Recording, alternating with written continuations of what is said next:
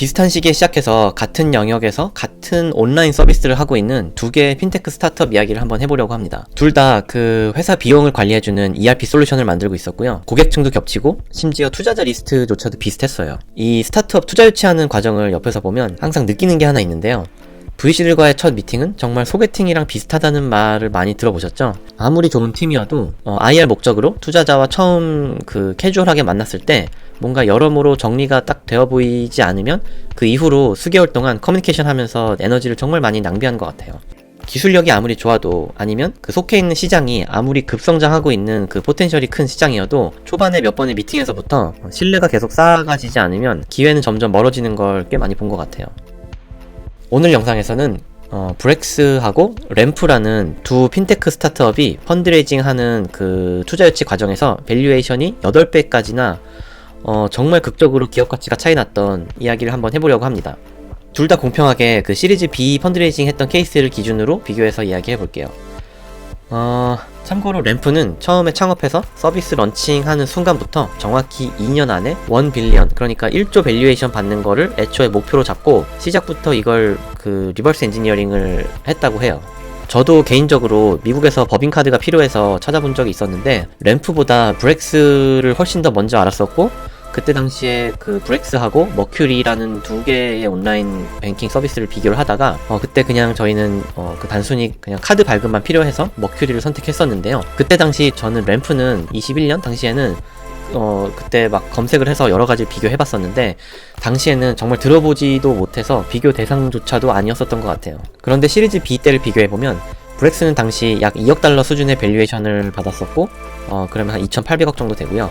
램프는 똑같은 시리즈 B에서 약 16억 달러의 밸류에이션을 받았었습니다. 하나로 2.2조에서 2.3조, 2.4조 원 이 정도 되는 것 같아요. 같은 시장에서 거의 똑같은 솔루션인데 거의 8배 차이입니다. 기술력의 차이가 있었을까요? 아니면 엑스큐션 하는 실력이 달랐을까요? 표면적으로 보면 뭐 달라 보이는 게 많이 있었을 거예요. 하지만 실제로 투자자들이 봤던 진짜 기준은 훨씬 단순해요. 과연 이 팀이 그 소위 말하는 급성장, 그러니까 그로스를 감당할 수 있을까? 쉽게 얘기해서 시드 라운드나 시리즈 A가 아니고 B였으니까 매출이 막 나서 불이 활활 잘 타고 있는데 여기다 기름을 부어서 불이 확 커졌을 때 이 팀이 과연 감당할 수 있나를 봤던 거죠. 근데 여기서 아주 중요한 게 하나 있어요. 그 램프의 창업자 에릭 클라이먼은 투자자들한테 계속해서 이 한 가지 메시지를 반복했었다고 해요. 우리는 돈을 더 많이 쓰게 만드는 회사가 아니라 고객들로 하여금 비용 관리를 잘해서 돈을 덜 쓰게 만드는 회사라고요. 당시 핀테크 시장의 대부분의 플레이어들은 메시지가 우리는 고객의 성장을 도와준다, 또는 우리는 고객의 성장을 가속화시켜준다, 뭐 이런 얘기를 주로 하고 있었는데 램프는 그 절약해준다라고 정반대 얘기를 한 거죠. 이게 투자자들한테 굉장히 강하게 작용했었다고 해요. 왜냐면 이 메시지 자체가 경기가 좋든 안 좋든 아니면 고객사들의 재정 상태가 좋건 안 좋건 어떤 상황에서든지 설득력이 있는 메시지였기 때문이에요. 블랙스의 초기 내러티브는 우리는 스타트업이 빠르게 성장할 수 있도록 뒷받침하는 파이낸셜 서비스를 제공한다라고 하면서 그 성장을 돕는 이야기에 집착을 했었다고 해요. 그때 당시 대부분 다른 모든 비슷한 걸 하는 회사들이 거의 다 똑같이 이런 얘기를 했다고 하고요.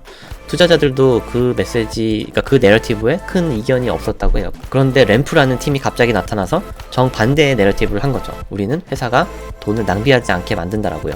바로 그 효율을 파는 이야기였고, 이때 당시에 2020년, 2021년 그때 그 코로나 전후를 기준으로 뭐 나스닥에 상장을 했던 회사건 아니면 프라이빗한 회사였건 되게 효율에 집착하기 시작했던 시기였는데 그때 램프가 이 효율을 파는 이야기를 했던 거죠.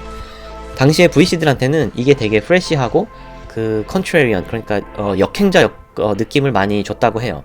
성장은 언제든 여러 가지 외부 요인에 의해서 왔다 갔다 할 수 있지만 비용 절감이라는 건 거의 모든 상황에서 설득력이 있기 때문이에요. 제가 최근에 같이 협업하면서 투자 유치를 준비했거나 아니면 IPO를 준비하는 몇몇 스타트업에서 내부의 디자인팀을 꾸리기에는 부담스럽지만 그래도 없으면 또 안 되는 상황이라서 마치 제가 내부의 디자인 담당 멤버처럼 몇 년째 협업을 해오고 있는 팀들이 있는데요. 그 중에 두 팀은 투자 유치도 성공했고 그 두 팀 중에 한 팀은 지금 IPO를 준비하고 있습니다. 그분들과 같이 일하면서 브랜딩 관점에서 느낀 게 있어요. 투자자 미팅이 반복될수록 결국 신뢰도의 차이를 만드는 건 기술이나 IR 데크의 화려함이 아니고요.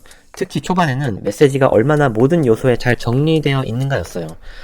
그게 약간 커뮤니케이션을 원활하게 만드는 밑바탕이더라고요. 실제로 투자자 미팅을 두세 번만 같은 멤버들하고 계속 해보면 그 약간 분위기가 갈리는 것 같아요.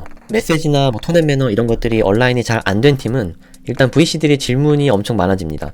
뭔가 강조하는 포인트나 IR 데크, 웹사이트, 마케팅 자료 이런 것들마다 조금씩 다르니까 VC나 심사역하는 분들이 그 앞에서는 고개를 끄덕이지만 확신은 쌓이지 않는 거죠. 반면에 피봇을 진짜 빈대떡 뒤집듯 여러 번 했음에도 불구하고 모든 요소의 메시지가 일관되고 그들의 방향이 잘못됐건 잘됐건을 떠나서 여러 자료들이 온라인이 다 잘 된 팀은 VC들의 질문이 뭔가 그 주변 머리를 파악하는 질문들이 아니고 정말 이 비즈니스의 핵심을 찌르는 것 같은 질문들이 나오더라고요. 제가 그 옆에서 이렇게 봤을 때 안 될 때는 왜 잘 안 되지?